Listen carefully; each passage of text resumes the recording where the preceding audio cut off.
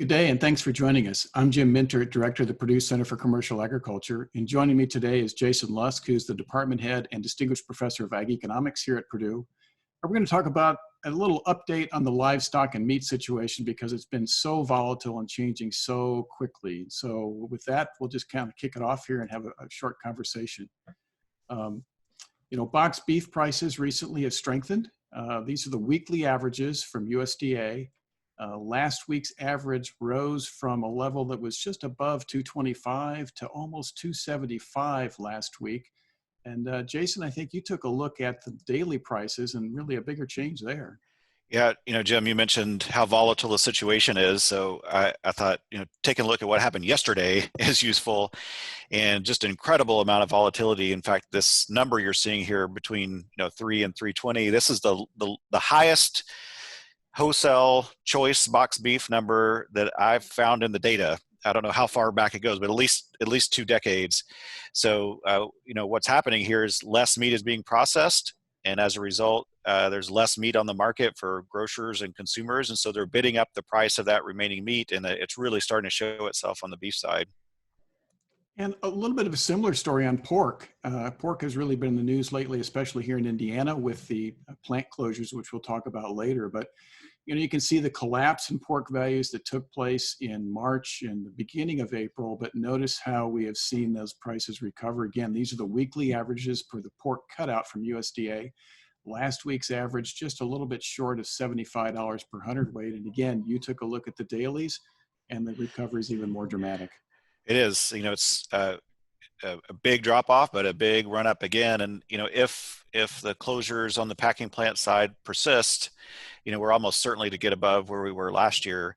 This figure right here also really helps demonstrate the volatility in daily prices. In fact, I just did a little calculation and looked at the daily changes in wholesale beef and pork prices.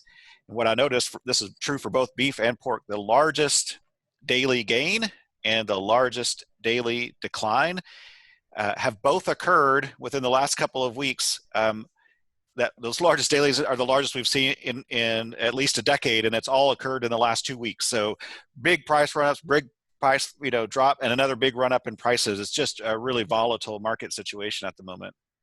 Jason, this is the kind of a chart that always, I think, creates some concern on the part of livestock producers because we're in an environment where we're seeing recovery in wholesale pork prices, but at the same time, we're not seeing that kind of recovery take place in live prices. And what this really reflects is a change in the supply situation at the retail level and at the wholesale level.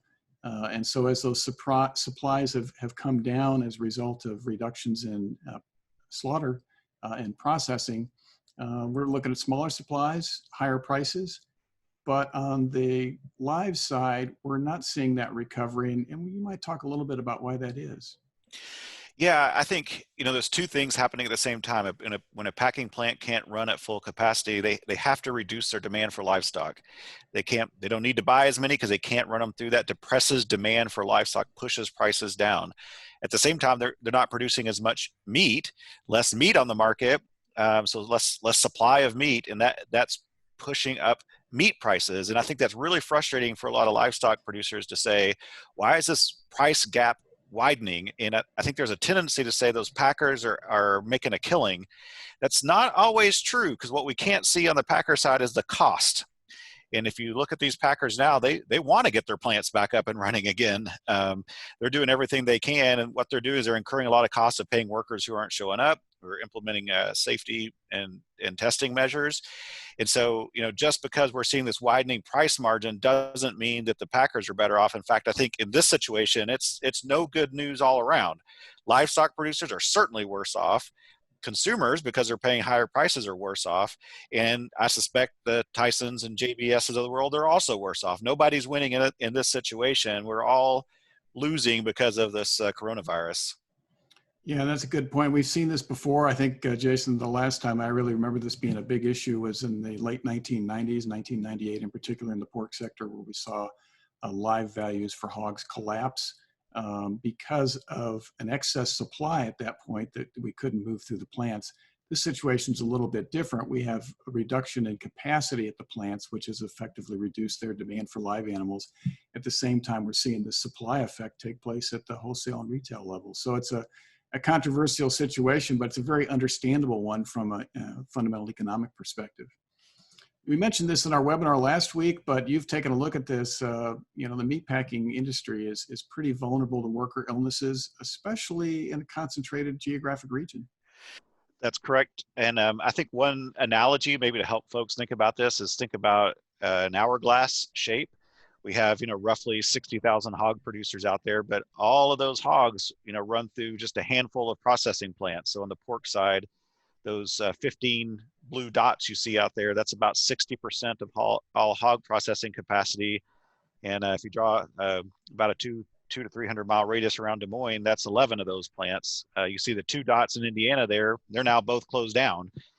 So, if just one of them was open, we might have better opportunity to ship to one of those plants. Now they're both down, and you can see just if you have the option to ship to another plant, you're going to incur larger shipping costs. But I should say on the beef side, very similar. I think in the case of beef, it's the 10 largest beef plants process about 60% of all cattle.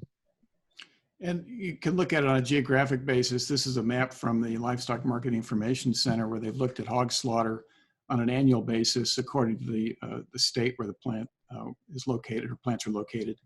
And 30% of the nation's hogs are processed in Iowa, and that's why one of the reasons why Iowa has been so much in the news. Illinois at 10%. You see Indiana down there at 7%. So a relatively small number of states really process the bulk of the hogs in the U.S. And a similar situation, as you just kind of pointed out on the cattle side. I didn't actually have a chance to compute the percentages, but you can see on the numbers there, looking at Texas, Kansas, Nebraska, really dominating the processing sector, and then followed by several other states like Colorado. So when you get outside that region, the percentages drop off pretty sharply. And so that's where we feed the bulk of the nation's cattle. That's where we process the bulk of the nation's beef. Jim, you want to comment real quickly? Like, why are some of those states gray? Some of those states are gray because they either don't have much processing capacity, or in reality, they have concentrated among a small number of firms. And so the USDA has restricted the access to that state level data to preserve the anonymity of the firms involved. And that would be the case in, for example, Illinois, where one plant in particular dominates, and that happens to be a Tyson plant. So good question. So let's take a look at the slaughter numbers. They have been quite dramatic. So these are through last week, and you can see that earlier in the year, we were processing about 2.8 million hogs per week for at least a couple of weeks. Beginning of the year, it was about 2.7 million hogs. Last week, it was right around 2 million hogs. If you look at it on a weekly basis, volume has declined about 26% since early March.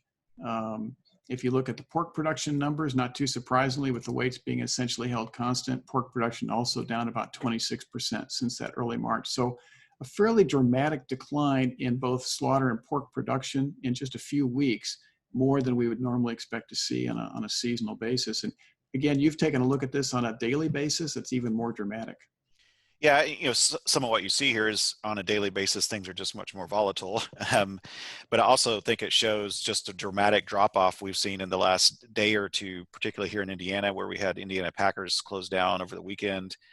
And you and I were talking earlier, it's tough to know where you should calculate your percentage change from. But if I take roughly the same date last year on Monday of last year and compare it to yesterday, that's almost a 50% reduction, which is a pretty dramatic dropping off in terms of daily hog slaughter numbers. So I think this shows you why there's so much news and so much consternation out there. Is when you drop processing numbers by that magnitude, that starts having some serious repercussions for the entire hog supply chain.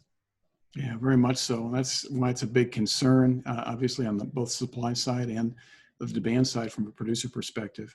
If you look at the beef numbers, weekly beef production is down to about 32% since the last week of March. So it's been really just these last 3 weeks where we've seen the big decline in beef production.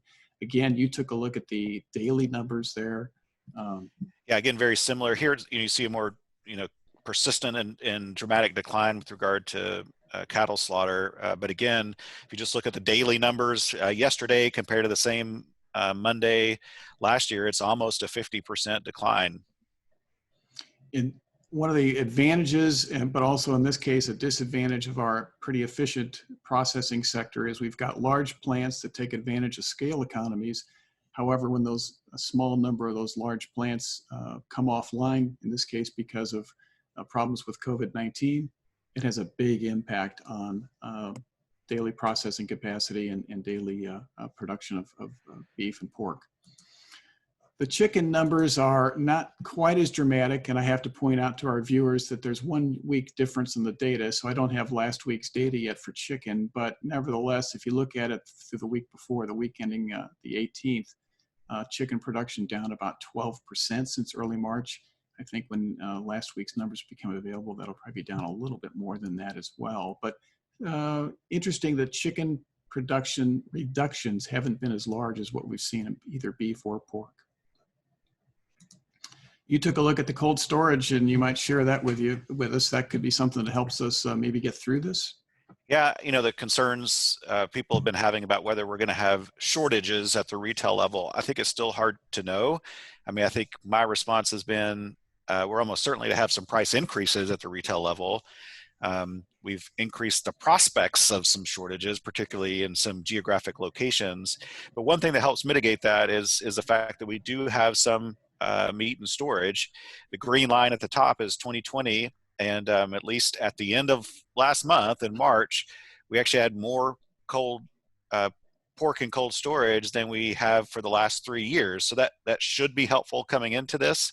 Now we've probably drawn down some of that over the last couple of weeks that we've been in April, but I think that should provide some cushion to give you some perspective about how much is in cold storage. A little back of the envelope calculation suggests we have maybe 10 days of total consumption in cold storage. So if every packing plant shut down, we could eat out of cold storage for roughly 10 days. Now, one thing to comment about this cold storage, it's not clear what all that means. And some of it could have been packaged to send off to restaurants or for international trade or what have you.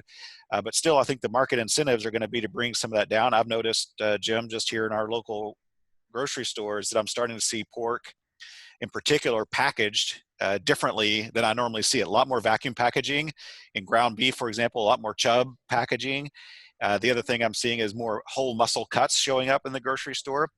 And I suspect the reason that's happening is these were packaged perhaps with the intention of sending the food away from home, but with that being, that avenue being sealed off, we're moving that into grocery store establishments. And we may see more of that if we pull some more pork out of cold storage.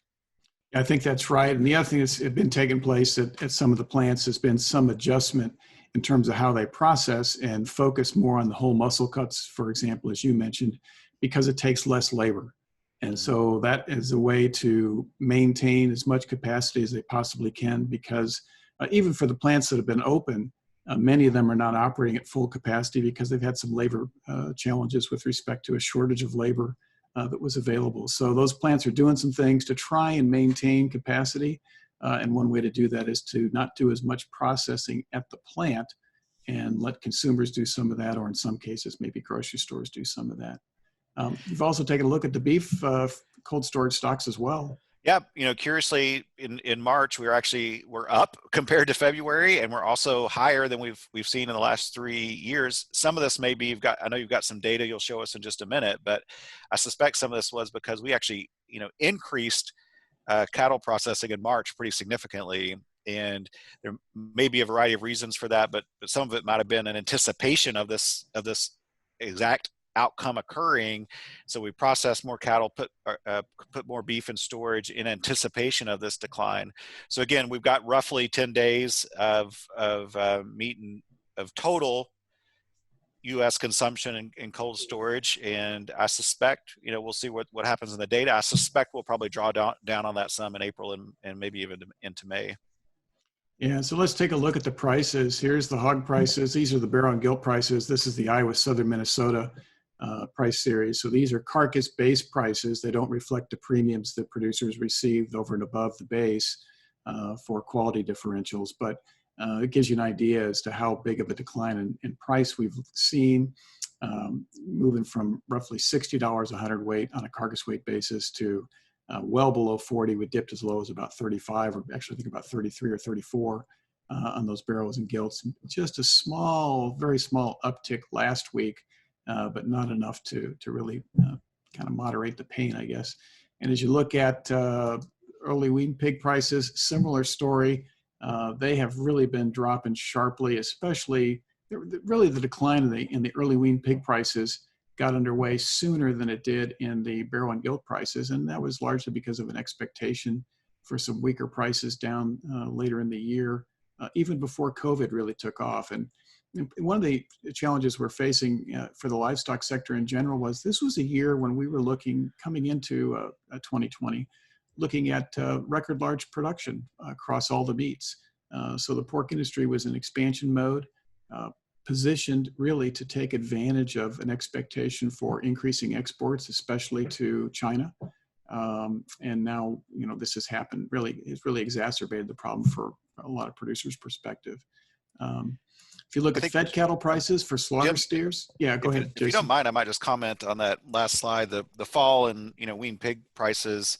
I think that's also reflecting this really difficult supply chain problem we have at the moment, and maybe for folks that aren't that familiar with the hog production industry, I think in good times this is a well orchestrated, well coordinated system with many different actors that work together. So you may have a sow operation, you impregnate a sow today, you can pretty well bet about 300 days from now there's going to be a pig showing up at the slaughterhouse, but it may go through 3 or 4 different barns or facilities in that time period. So we had sows that were bred about 3 months ago that are having piglets today, and those piglets need to go somewhere, and generally they go to somebody else's barn if we move them into a nursery or then into a farrowing or finishing house.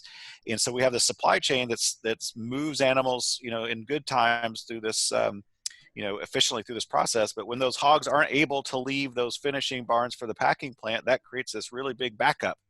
But baby piglets are still being born, and that's creating a real constraint and a real problem in the system. And that's why we see these prices falling is, we don't have the room for those animals at the moment. Yeah, that's a good point, Jason. And one of the things that's different about the hog industry versus the beef industry is this space constraint, because we process these hogs once they're born. Their timeline in terms of how they move through the system is very well defined.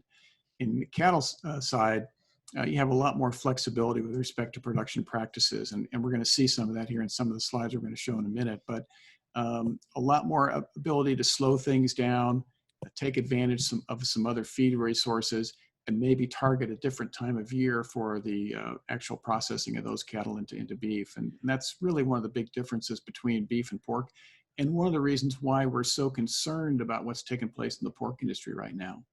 I agree. And I think, not to get off topic here too much, but I think there, for folks that don't know the industry very well, I think there are some kind of views like, well, it's not that big a deal. Why don't we just move some more of these pigs through some smaller processing facilities that are around? I think it's hard for folks to get a sense of the scale here.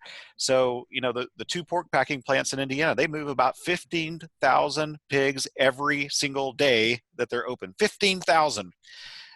So yeah, if you have a small packing plant in your local town that say even does 150, that means they have to run 100 days just to match one day at one of these large plants. So there just isn't the capacity that's out there. And moreover, just, it's, as long as we're talking about animal numbers, just in the state of Indiana here alone, we have 4 million pigs out there. It's not like we can just turn these animals out to pasture. They stay in barns for biosecurity reasons, for the health of the animal and the health of people. And so, I think for folks that are intimately knowledgeable of the industry, it's hard to get a sense of scale. That's a good point. And again, it's the rigidity, I guess, of that system that we've put together, which is very efficient.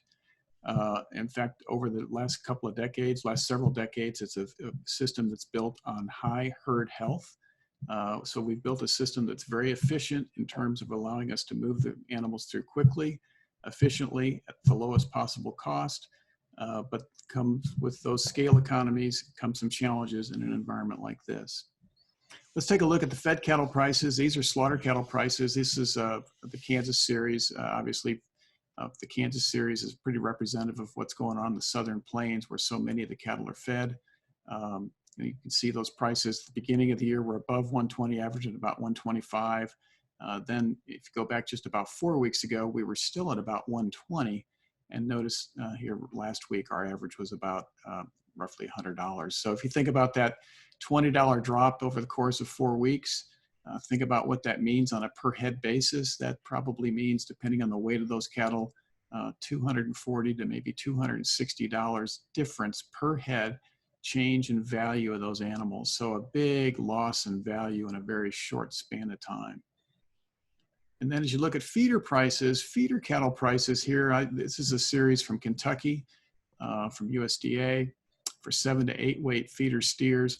Those prices have declined as well, but not as sharply as what we saw on the fed cattle side.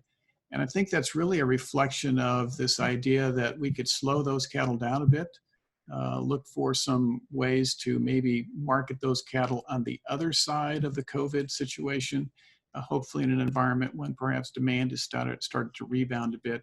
But still, it's a significant loss, I think down about 10% compared to where we were in early March. So a significant loss, but not as dramatic as what we saw on the fed cattle side.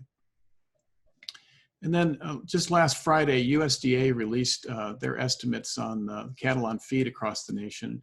And I thought it'd be interesting to take a look at those. So we've been talking a little bit about how the cattle industry can respond to a changing economic environment fairly quickly. And I think this slide kind of helps us understand that. This is net placements of cattle on feed. So this is the placements of cattle on feed minus the so-called other disappearance category that USDA reports as well. And if you look at those numbers, you can see those placements coming down somewhat in February. And I think a chunk of that, it really occurred towards the latter part of February. And then notice how sharply placements dropped in March compared to last year.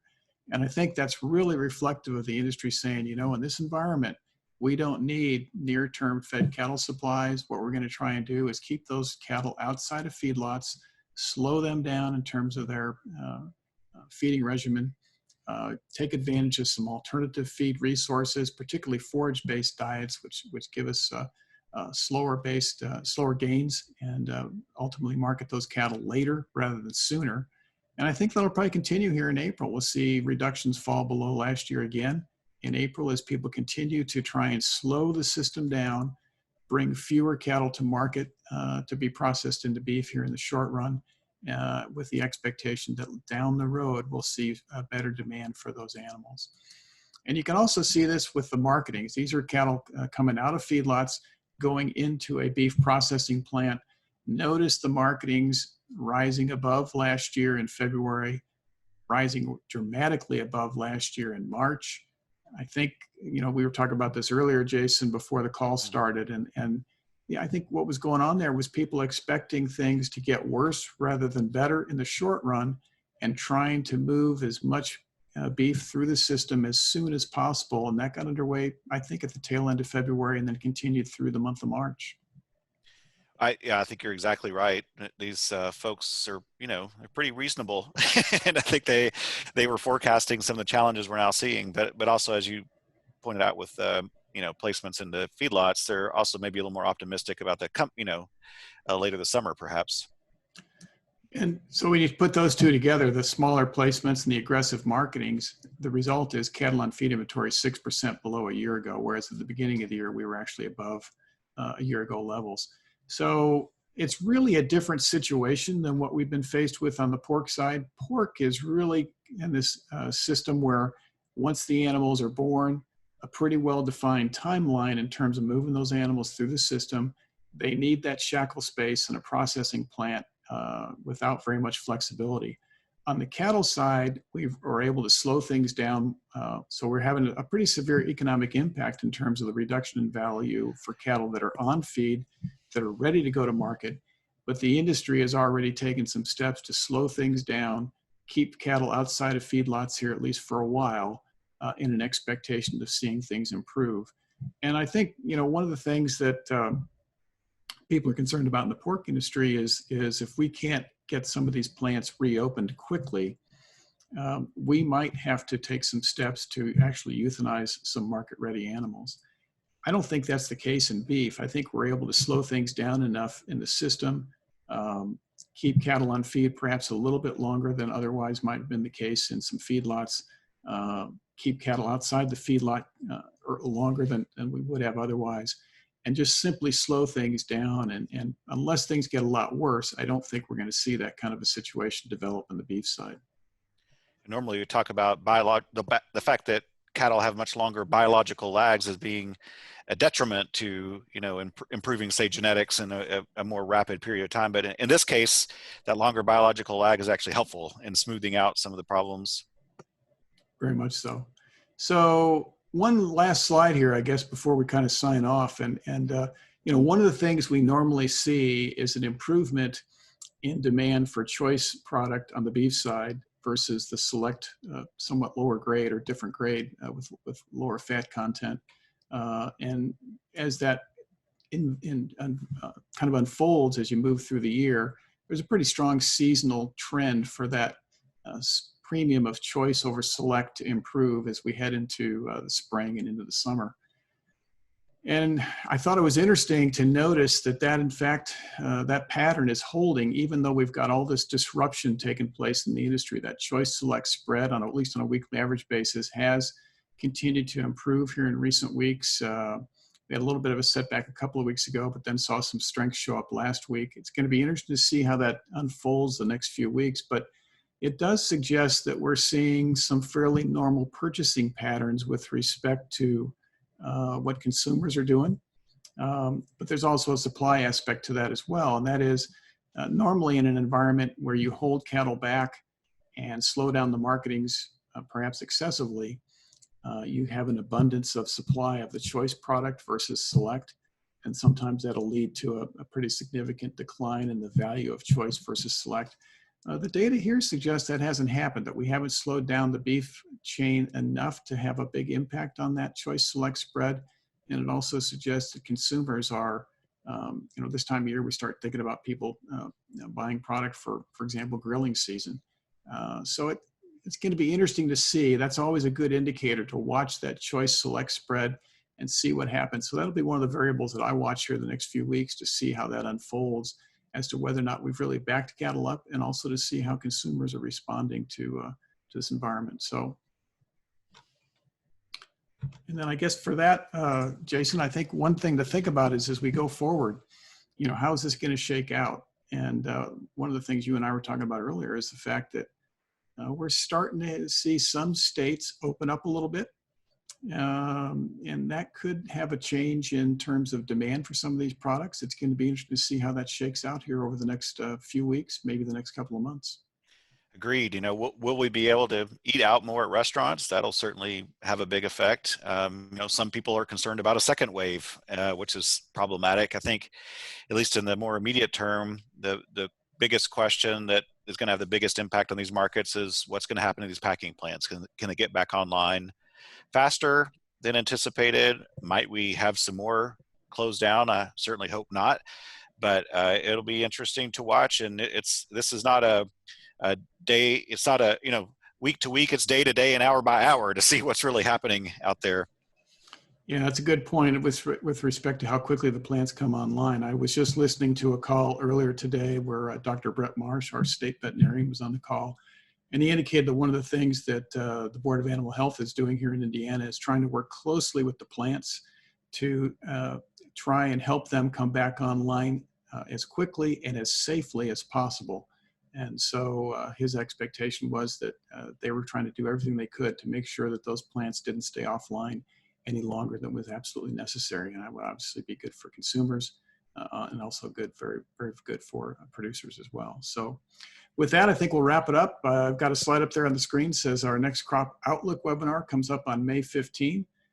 That's been scheduled for some time. We're going to keep that on the books. And as things kind of develop here in the ag sector, we'll consider maybe doing some other things on the website as well. So with that, on behalf of the Purdue Center for Commercial Agriculture and my colleague Jason Lusk, I'm Jim Mintert. Thanks for joining us.